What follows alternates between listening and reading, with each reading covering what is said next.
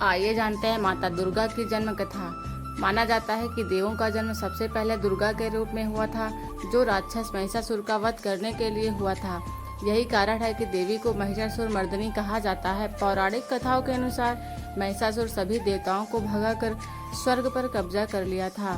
तब सभी देवता त्रिमूर्ति के पास गए। देवताओं की व्यथा सुनकर ब्रह्मा, विष्णु और महेश भगवान शिव ने अपने शरीर की ऊर्जा से एक आकृति बनाई। इसके बाद सभी देवताओं ने अपनी शक्तियां उस आकृति में डाली। यही कारण है कि देवी दुर्गा को शक्ति भी कहा जाता है। सबसे ताकतवर भगवान देवी दुर्गा की छवि बेहद सौम्य और आकर्षक थी और उनके कई हाथ थे। सभी देवताओं ने मिलकर उन्हें शक्ति दी, इसलिए देवी दुर्गा सबसे ताकतवर भगवान मानी जाती हैं। भगवान शिव ने उन्हें त्रिशूल दिया, विष्णु ने चक्र, ब्रह्मा ने कमल, वायुदेव ने से नाग मिली, पर्वतों के देवता हिमावंत से कपड़े, धनुष और शेर मिला। दुर्गा का विराट रूप अस्त्र शस्त्र और आंतरिक शक्ति से देवी का विराट रूप बन गया और असुर उन्हें देखकर ही भयभीत होने लगे। देवी के पास सभी देवताओं की शक्तियां हैं तथा उनके जैसा कोई दूसरा शक्तिशाली नहीं है। दुर्गा माँ में अपार शक्तियां हैं तथा उन शक्तियों का कोई अंत नहीं है, इसलिए उन्हें आदिशक्ति भी कहा जाता है। आखिर पूजा 9 दिन ही क्यों की जाती है? जब दुर्गा या देवी ने महिषासुर पर हमला किया और एक एक करके दैत्यों को मारना शुरू किया, तब भैंसों का रूप धारण करने वाले महिषासुर को मारने के लिए उन्हें 9 दिन लगे। इसलिए नवरात्रि को 9 दिन मनाया जाता है। इससे जुड़ी अन्य कथाएं भी हैं, जैसे नवरात्रि को दुर्गा के 9 रूपों से जोड़कर देखा जाता है और कहते हैं कि हर दिन युद्ध में देवी ने अलग रूप लिया था और इसके लिए 9 दिन 9 अलग अलग देवियों की पूजा की जाती है। हर दिन को अलग रंग से जोड़कर भी देखा जाता है। दुर्गा को त्र्यंबके क्यों कहा जाता है? दुर्गा को त्र्यंबके कहा जाता है यानी 3 आँखों वाली। शिव भी त्रिनेत्र कहलाए हैं, जिनकी 3 आँखें थी। दुर्गा को शिव का ही आधार रूप माना जाता है, जिसे शक्ति भी कहा जाता है। दुर्गा की 3 आँखें अग्नि, सूर्य और चंद्र का प्रतीक मानी जाती हैं। पितृपक्ष के अंत में नवरात्रि क्यों मनाई जाती है? पितृपक्ष में पितरों की पूजा के बाद ऐसा माना जाता है कि घर की शुद्धि होती है और उसके बाद आता है देवी पक्ष यानी नवरात्रि और इसके बाद से हर तरह के त्योहारों की शुरुआत होती है। ऐसा माना जाता है कि देवी पक्ष के पहले 3 माँ दुर्गा अपने बच्चों के साथ पृथ्वी की ओर यात्रा करना शुरू करती हैं। 108 मंत्रों का जाप क्यों होता है? नवरात्रि में देवी दुर्गा की पूजा करने के दौरान 108 मंत्रों का जाप किया जाता है।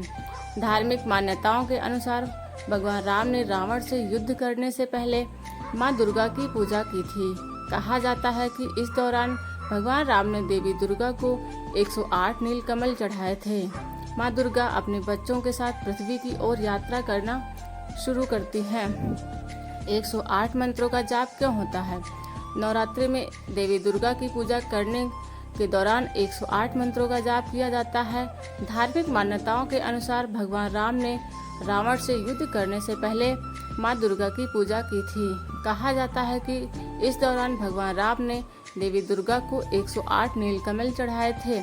मान्यताओं के अनुसार जिस दिन रावण का वध हुआ था उस दिन दशहरा मनाया जाता है। यही कारण है कि नवरात्रि के अंत में दशहरा मनाया जाता है और उस दिन रावण को जलाया जाता है। दुर्गा एक सर्वोच्च स्त्री रूप शक्ति और शक्ति की देवी दुर्गा हिंदुओं की सबसे अधिक पूज्य देवी हैं। वह एक बहुआयामी देवी हैं, जिनके कई नाम, कई व्यक्तित्व और कई पहलू हैं। महिषासुर मर्दिनी या शक्ति के रूप में वह बुराई का नाश करने वाली हैं। अष्ट शक्तिशाली भुजाओं के साथ घातक हथियार लेकर वह राक्षस महिषासुर का विजय रूप से वध करती हैं। राजा दक्ष और रानी मेनका की प्यारी बेटी सती के रूप में वह एक राज्य छोड़ देती हैं और अपने पिता के क्रोध के अर्जित करती हैं। वह सती है मृत्यु की वस्तु। काली के रूप में वह रात के रूप में काली और सर्वशक्ति, मान, क्रोध और क्रोध में भयानक हो जाती हैं। उस खोपड़ी की माला के साथ पार्वती के रूप में वह शांत है। कैलाश पर्वत की बर्फीली चोटियों में भगवान शिव की सुंदर पत्नी है। वह जीवन की प्रतीक भवानी है। साथ ही साथ वह अम्बा, जगदात्री, तारा, अंबिका तथा अन्नपूर्णा भी है। दुर्गा अपने सभी रूपों के माध्यम से मोक्ष और बलिदान का सार समाहित करती है। वह ऐश्वर्य और धन की साथ ही सुंदरता और ज्ञान की भी माँ हैं, क्योंकि उनकी बेटियां लक्ष्मी धन की देवी और सरस्वती ज्ञान की देवी हैं।